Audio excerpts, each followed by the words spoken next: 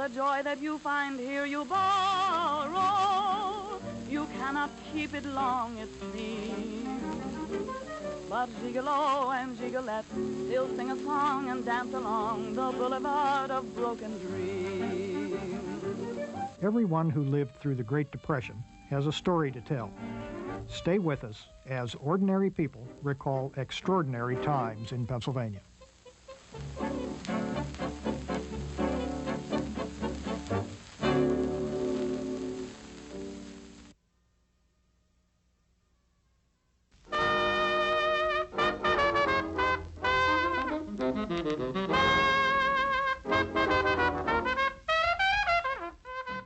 I did a lot of work in art when I was going to high school, and so it just naturally followed that when I got out of high school, it would be something to do, because at that time, black people couldn't get jobs doing anything that was of personal interest to them. You just took whatever kind of a job you could get to make the money.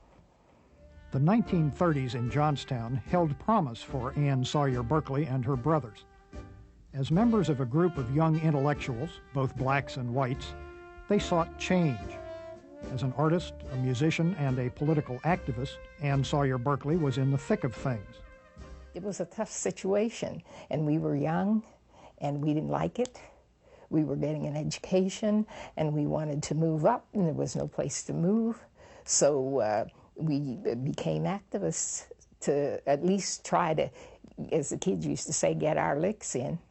But it definitely influenced my artwork. Ann Sawyer Berkley did murals for the experience and to express her growing political concerns.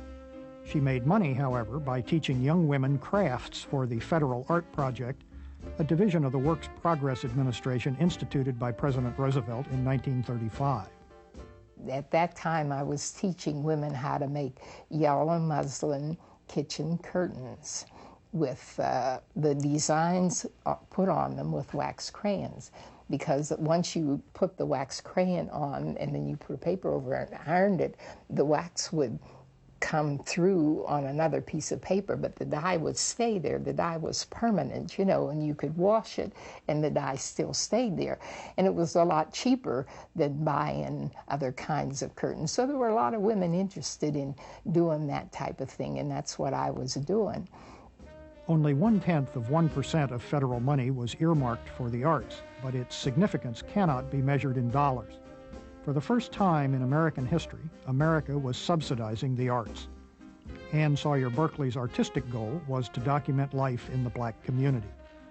Well, I was just trying to put down what went on in the black neighborhood. You know, the kids learned to amuse themselves.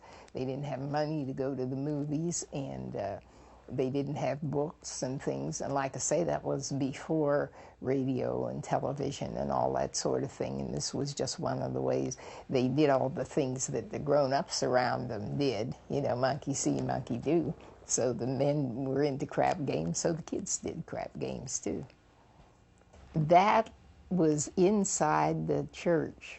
The church was in a storefront, and it had a pot-bellied stove like that. No, that was just a bar where the guys hung out. Because the bars were the only social centers around, you know, and they were open. The men in the mills and the mines worked all kinds of shifts, and they were open any time, you know. And a lot of those men had come and didn't have any families or anything like that, so they spent a lot of time in those bars, you know. Most of the women worked as domestics, you know, because they didn't make a lot of the men doing the kind of jobs they did didn't even make money enough to keep a family. So the women worked. They worked as domestics. That was the only kind of work they could get. It was the only kind of work Ann Sawyer Berkley could get, even as an artist and a graduate of business school. It took more than 30 years for the government finally to enforce the civil rights laws for which Ann Sawyer Berkley expressed a need in this mural design.